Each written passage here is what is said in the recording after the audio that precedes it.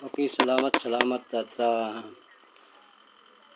muli po ay bumalik po tayo sa gabing ito para po magbigay ng idea at teorya para po sa emergency life care, lifesaver, no? Para po sa lahat po na may mga karamdamang acute at chronic na po na talagang nakukulitan na po sa pagtawag sa akin, no? Kung ano raw po ang sekreto ng inyong lingkod. Sapagkat marami po ang nakapansin sa atin nung nakaraang linggo sa pagbibigay po ng health mission natin, herbal, half medicine. No? Hindi po tayo yung herbal lang, at sana ay maintindihan po ito ng sambayan ng Pilipino. No? Pinaglahok po natin ang siyensya ng Oriental at Western. No? Para po sa inyong lingkod, kailangan po natin ng assassin medico. At bago po yan ipahayag kung ano po ang ibig sabihin ng assassin medico, ayahan po muna natin ang inyong lingkod ay bumati ng maligayang kaarawan sa nagdiriwang. At sa aking kumparing si Mr. Rico, no? Rico C. Diyan po sa Marinduque, Balanacan, ano po siya, nagdiriwang po siya ng ika 65 years old na gulang ngayong araw na to, May 7. Para po sa inyong lingkod ay syempre bumabati po tayo ng magandang gabi, Luzon, Visayas, Mindanao. So para po sa nagtatanong sa atin kung ano raw po ang kaibahan ng assassin medico. At marami pong nagtataka kung bakit sinasabing assassin. Yan pa ay lason, no? Magagaling talaga ang Pilipinas. Siyempre, ang nagiging pong antidote o venom, talaga po yan ay lason. Na-convert lamang po yan, mga kapatid, sa anti-venom. Anti-poisoning, no? Kumbaga kontra, no? Na ginagawad natin sa ating mahika para po paglamadan ang lahat ng mga poisonous diseases as of today. Katulad po ng mga COPD, chronic obstructive pulmonary diseases known as emphysema, no? Yung neutral natin, asthma, no? So marami pong klase ng allergy yan na talagang ang ating mga warrior combatant, no? Na mga lymphocyte, mga kung ano-anong klaseng blood vessel natin na entitled para po makumbat ang mga foreign bodies natin. Yan po marami pong nakapalibot, orbiting in our human body, no? So bagamat may ganun pa rin po maraming cause of death dito po sa ating bansang Pilipinas and to the whole world. One is obstruction is leading to death. Cancer is leading to death, no? So maraming klase po na karamdaman. Diabetes is leading to death. That is cancerous, no? So that is the statute of being stages, no? On the stages of 1, 2, 3. Katulad ng mga diabetes, may diabetes mellitus, may insipidus sa utak na yun, no? Kaya bago po pumunta tayo, alerted tayo, alam po natin ang emergency life care ng isang taong may karamdaman kung ano man ang dumapo sa kanya.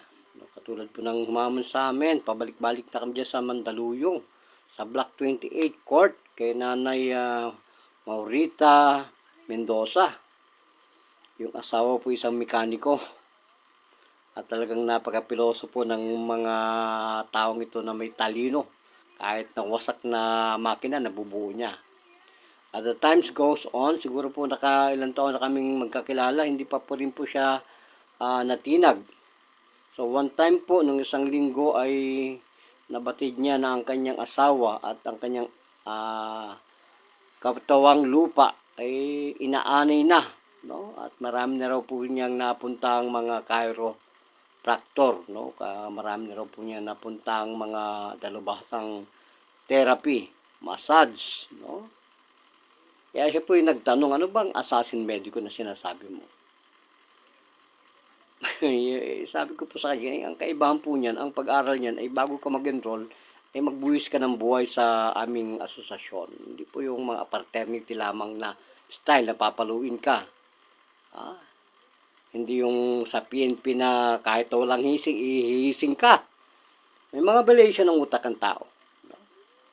Kaya, pag pinansin po natin ang batas, kaya talagang kung papasok po tayo sa politics, talagang maglagay po tayo ng barriers para masugpo natin ang ganun kay Hitler.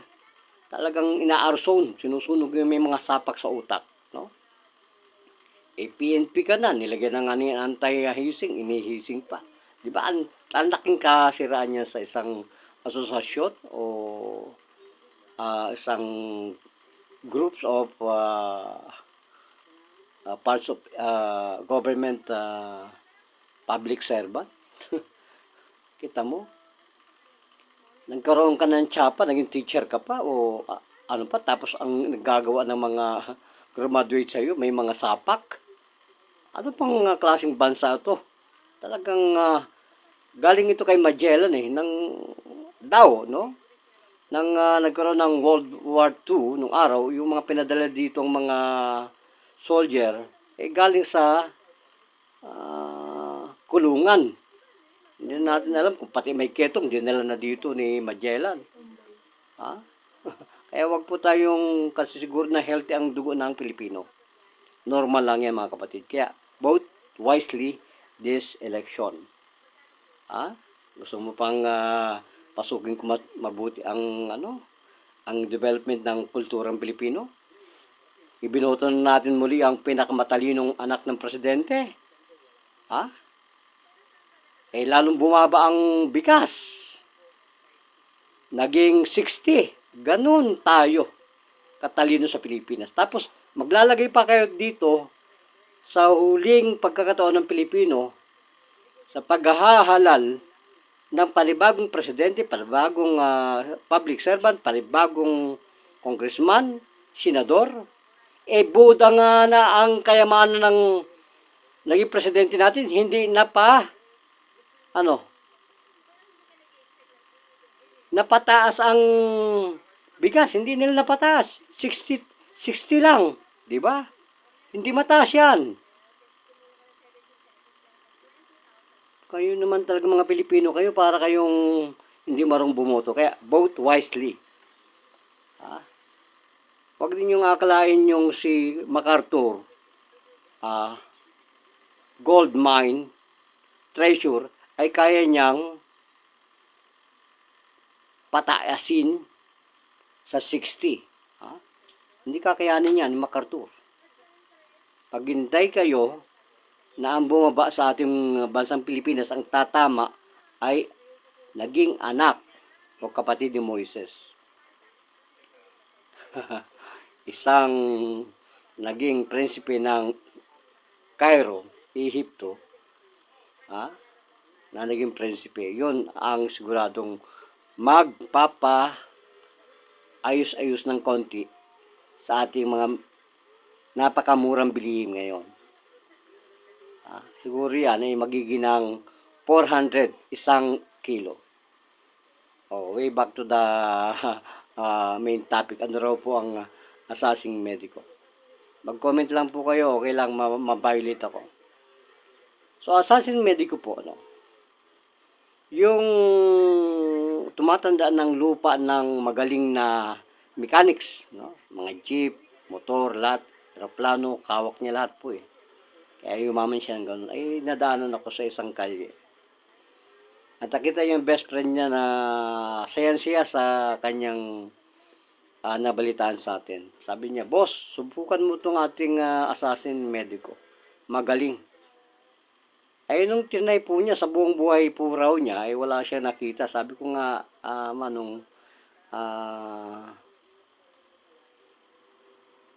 hindi naman sa unang bait, kahit sumanap ka pa sa buong mundo, kahit sa Okinawa, yan ay nakatago. Kasi ang originality niya nasa Okinawa. Yan ay nakatago. Sealyado po yung technique niya. At bago ka po dito maging doktor, dapat mag-wish ka ng buhay. 1 oras lang naman. Kaya mapalad yung mga natitilabais ng mga guwapo, yung mga guwapa na mga nasa larangan namin, fourth state, no?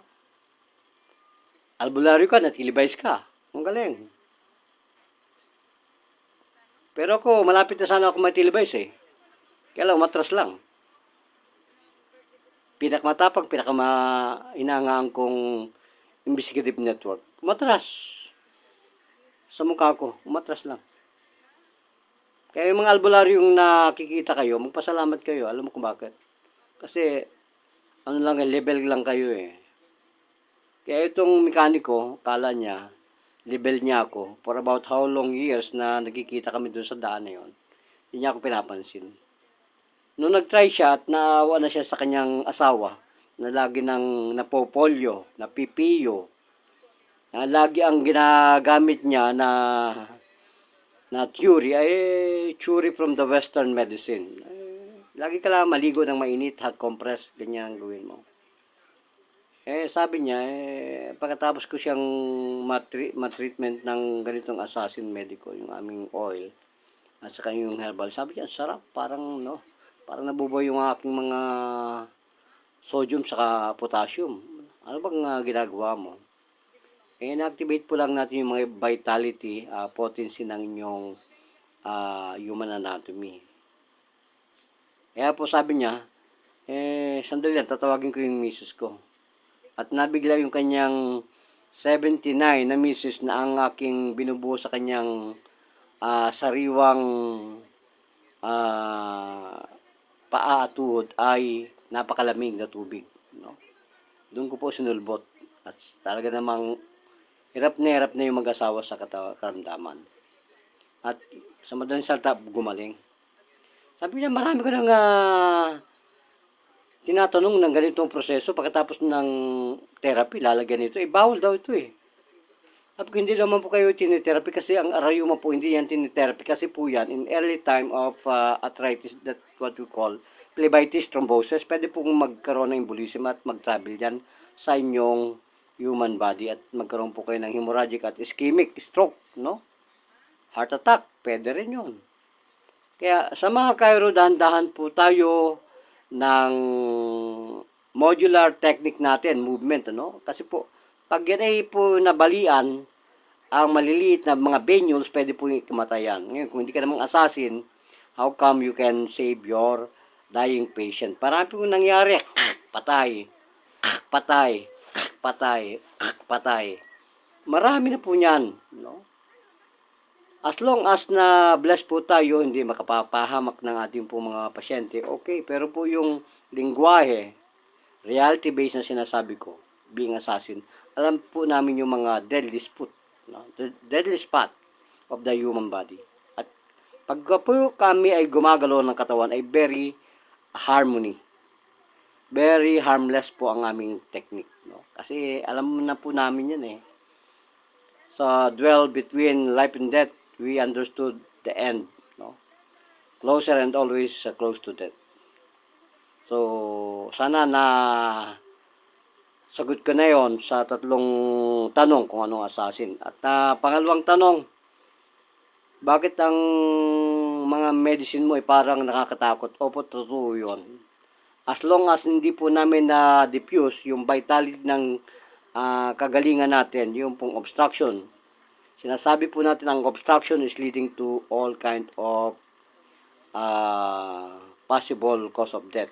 Allergy, lalo na po pag gumagamit tayo ng inhalation, no, lalo na po dito sa tainga, ENT, that is cause of big trouble and big incident. Dapat kami po muna mag-nourish niyan, hindi yung papalusada kayo sa amin, pa-LBC, pa-deliver natin to, hindi pwede po sa amin yon na gawin niya na i-deliver sa inyo. No way. For assurance, para hindi po kami makonvict, kailangan po namin makita ang pasyente at try out namin in personal so that we can save and we can feel comfortable. Kami po muna magkakaroon ng trust and confidence sa aming safety, no? Kasi po, that is very fatal kasi napakagaling. Malalaman namin yung reduce, yung length, timbang nyo para po kami ay makasigurado kung anong klaseng formula ang igagawad sa inyo in level, no? Katulad ng tatay ko. For about how long years my dad is suffering from chronic obstructive pulmonary diseases. Hindi niya ako pinaniwalaan. Pamilya ko na po yan. Kaya gamay ko na po yung mga utak ng ating mga kababayang Pilipino. Ganyan sa utak yan ng pamilya ko. Na kahit na hinahangos, ventilator ng nebulizer.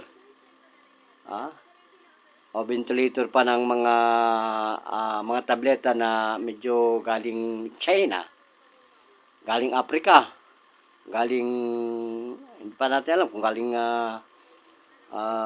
Pakistan o Bangladesh, no? So, marami pong kasarian ng mga manufacturer ng mga ventilator na yan, no? Dilator na yan, no? Para po sa mga karamdaman natin. Hindi naman po ako against sa lahat ng mga pharmaceutical doctor na nagsireseta. Kaya lang, please give the best and trusted medicine made by trusted pharmaceutical industry. No?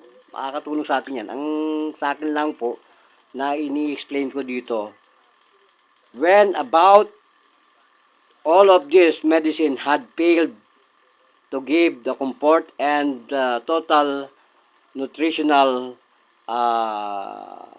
health of the victim. Kung sa Tagalog, kung wala nang magawa. At ito'y pamilya mo. Kasi one of the leading death in the whole world is very fatal, obstruction. Pag hindi na nagtatrabaho ang iyong lahat ng internal organ, wala na yan. Wala na yung iyong mga tableta na yan. Wala na mga herbal na yan. Alam ng buong mundo yan, kaya hindi ako magtilibay sa Dapat malaman din yan mga albularyo yung kamukha ko rin na nag-aaral ng pagka-albularyo. Tama ba yun? Kaya po, ang isang katahimikan po ay napaka-dangerous sa medisina.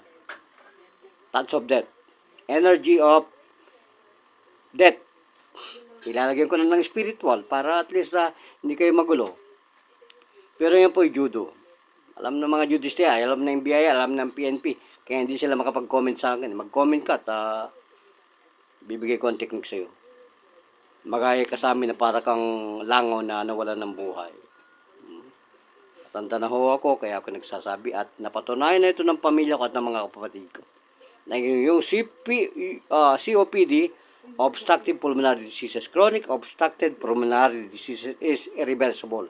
It might reverse and might be healed by miracle. It's about God miracle, not by human being.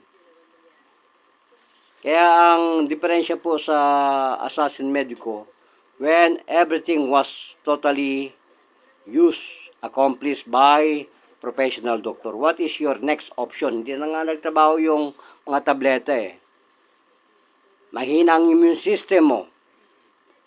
Wala lang mga neutral fighter cells na tinatawag ng ating human anatomy. Wala na lahat. Ay, ano pang gagawin mo? Wala na Patuloy ang paggawa ng mga bakterya, viruses, parasite ng katawan mo. Yun po ang ilalagay ko sa panibago kong ibablog na kung anong tawag sa mga parasito na to. Na gumagapang, nagdi-destroy ng iyong mga cells, blood cells. White blood cells. Sila ang tumutupok at kumakain yan. Pangalawa pong hinamon ko at pagdaan ko naman doon sa isang block, meron akong isang asawa ng presidente. Sabi niya, Dok, marami na akong napuntang doktor. Ganito pa rin ang aking liver, ganito pa rin ang kidney ko. Lumalaki pa rin ang tiyan ko.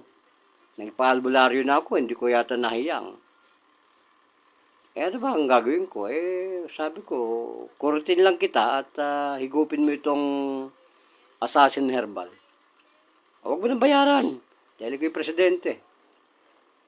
Pagbalik ko po sa kanya, kinaumagahan. Dahil doon kami kay Sister Mercy Palik. presidente ng Lower Block 38, no? Ng Barangay Addition Hills, kay Capitan Honorable Captain Carlito Sarnan. Hello, salute, Captain, napakabait mo dyan. Idol ka ng lahat ng aming programa ng Giles Express publication. Boss, Editor-in-Chief Jun Maligalig. Siyempre, binabati natin Tatay George Caredo, kay Tito George Caredo ng DCME. Kasama natin. Ginagamit po namin yung pangalan ng mga taong ito na talagang may sariling lingkod bayan sa kanyang puso't isipan. Pagbalik ko po, sabi niya, Dok, anong ginawa mo sa akin? Sa dami ko ng doktor, nung bago magsimula ang pandemic, ito na ang sakit ko. Lumulubo ang tiyan ko. At may kinakausap ako sa aking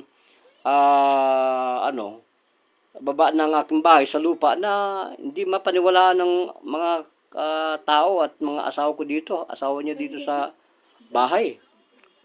Guno-gino mo lang yan. Tikman mo lang yung aking herbal at saka pakurot lang ng iyong tainga. Wala na yan. Nung bumalik nga po ako ng maga, sabi niya, ano bang ginawa mo sa akin? Para na akong kumain ng 10 baka. Bakit ba? Hindi naman ako ganito kumakain. Nung nagtanghali, nandun na po kami nakapwesto sa kanilang court. Doon na, humilata na doon sa tarangkahan niya at nagpalinis na ng kuko. At sa biglaan niya, sabi niya, ang mahal naman ang pagpagamot sa iyo. 1,000. Sabi ko, wala naman po akong hiningi sa inyong bayad. Pari po yan, binigyan ko na ng herbal. Ito po, ilunukin ninyo ulit itong kulay pula para wala na yung kupis na yung katawan. At siguro po, ilalive po ito maybe tomorrow, yung hamon na to para sa kanyang karamdaman. Liver cirrhosis and then kidney failure, no? So, pag may kidney failure ka, prone ka sa Hep C. Papunta kang lupus, no?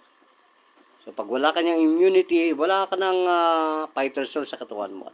Napakadali lang po niyan. At nawawala nga po yung mga ibang ina-upload ng mga cardiologist, nephrologist, gerontologist, lahat na ng mga may G, no? Pati magician yata, nawawala ang mga uploading sa health nito nung binabanggit itong assassin medico, nawala. In fairness sa lahat po ng mga ng mga manggagamot, no? Galingan po natin. Kahit po kayo may herbal, kahit na tayo merong mga kung anong herbal, ang magpapagaling po dyan ay ang Panginoon. Have faith lamang po, no? Kung hindi kayo mahiyang sa doktor niyo, hindi kasalanan ng doktor yan.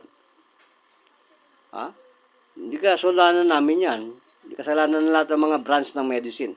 Hindi kasalanan ng pagkakataon. Hindi naman kasalanan ng biktima, pagkakataon po. Kaya kailangan po, bago po umpisa ng gamutan, kailangan po may bless ni Lord. Very humble po yan, At una po, dapat itanong mo sa doktor mo kung namatay siya sa pag-aaral ng mediko. Kung sa university, may assassination, mapunta ulit ako. Para madagdagan yung pagka-assassin ng aming association, no? So, sa lahat po ng mga nagnanais na magtanong, no, o may interview ako, tell me. Makasalba lang ako ng sariling buhay ng inyong mga mahal sa buhay. Sa diabetes lang madali lang po yan. Yung ECMO, saka yung itong nga lang, yung parang ECMO na, ang tawag doon, ma'am-in, no? Yun lang po ilaga ninyo, wag po ninyong susubran at wag po ninyong hindi lalagyan ng gatas yan, ng lactobacilli, Delikado po yan. So, sobrang lakas ng chlorophyll yan, pwede pong mag-shutdown ng inyong sugar. At yun ay pinagbabawal po sa mga malalapot ang dugo, yung mga chlorophyll na yan, no? Dapat merong laging konting sugar sa katawan. So, hanggat hindi po nasusugatan ng isang manggagamot, hindi nakaramdam ng kamatayan na pangalawa, pangatlo. Kasi po ako ang dami kong dinaan ng kamatayan Pagsakitan tiyan, nawala ng lunas, no? Marami. yung pagkalason sa mata ko, daming dinaanan. Kaya kaingat po tayo sa mga bodyguard po natin. Mahirap na makakuha tayo ng mga bodyguard na mediko na ang ginagawa, lason, no? So, yun lamang po ang aking nais na ipadama sa atin. Kung may mga esopido kayo, asthma, high blood, diabetico, fatty liver, yan po ay talamak na po ang patutuo ng inyong lingkod. No? Hanggang sa nagmahal na po yung isang ingredients natin, hindi na natin mabili halos. Hindi natin maibili talaga at nasa 4,000 na. Hindi na kaya. Kaya po sana mayroon tayong sponsor na makatulong. Napakagaling po nung isang brand na yon, no? Kaya ang tawag po doon ay counterfeit, no? Doon sa sinasabi ng idol ko, counterfeit daw. Walang problema yun, idol, kung yan ay counterfeit. At least hindi ko ninakaw yan. Binili ko yan eh. Karapatan natin na mag-produce ng sarili nating himala sa Panginoon. No? Kaya sa mga mediko, kung meron kayo na-intercept na mga agimat, huwag na ninyong buksan. Huwag na ninyong buksan yan, hayaan mo na. Hindi naman yung ibig sabihin na ang nagpapagaling dyan ay yung bato o yung tawas o yung itlog o balat ng itlog. Huwag na nang yung balatan. Mahiya tayo sa sarili nating muka, no? Kung ang pinag-aralan mo lang hindi naman siguro hinampas ng Panginoon para ikay maging doktor, wag mo nang gayahin yun na umampas ka sa kapwa mo tao. Wag mo nang buksan 'yan. Wag nang magbubuksan kahit anong gawin pa natin, no? Hindi tayo nagpapagaling. Tandaan niyo 'yan. Kasangkapan lang tayo lahat. At kung ikay matalino, dapat sana alam mo yung cardiologist, nephrologist, yung dentist, hindi ko pa ito masasabi kasi inuhuli. Inuhuli yung pagiging dentist. Kayo mga kaibigan kong kay Cleo dyan sa Kalamba. Nagsisisi nga ako. Ba't nyo kinuha yung likat na yun eh. Nakulong siya. Kinulong ni Mike Enriquez yun eh. Hindi ako naging interesado dun eh. Kaya ngayon nagsisisi na ako.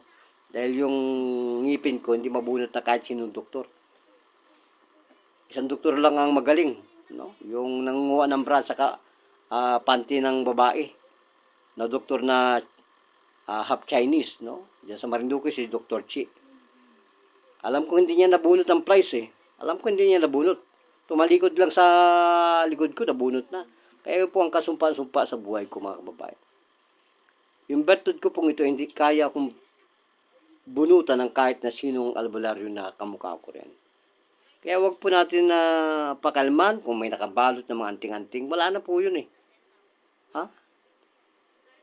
Wala na sa inyo yun. Kung kayo binangga ng pinakamahusay na media network, investigative network, yan, gawin mo. Palagay ko, ikaw ay jack of all trades ng medicine. Pero kung lang ka lang sa Diyos, wag mo na gawin yan.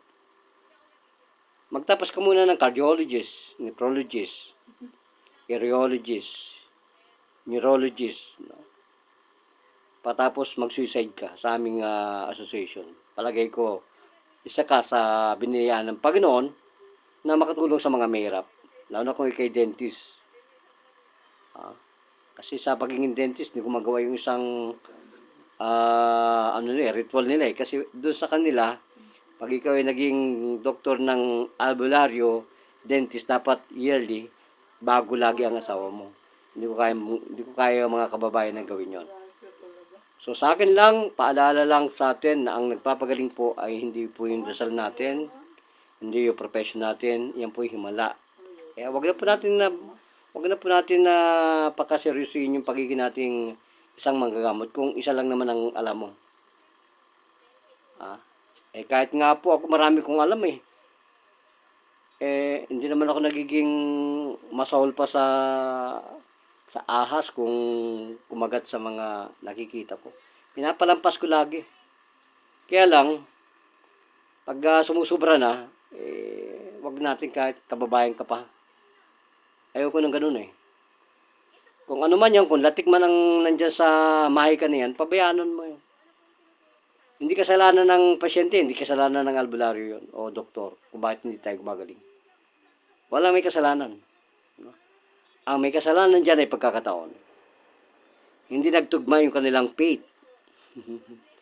Very humble humanap kayo sa mga katulad ko. Walang sino man ang makapagbabago ng Republic Act of the Philippines not to touch those victims suffering from such kinds of deadly attack in the public place. Wala.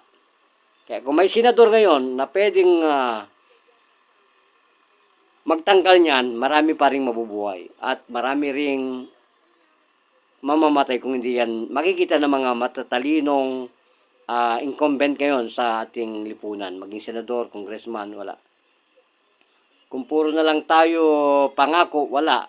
Kung puro tayo pangako sa agriculture at hindi man nagagawa, wala rin. Ako po, pabalik na ako sa agriculture. Fisheries, animal care, malapit na po ako talaga. It's about a year na lang to go by and back to my native province, Marinduque.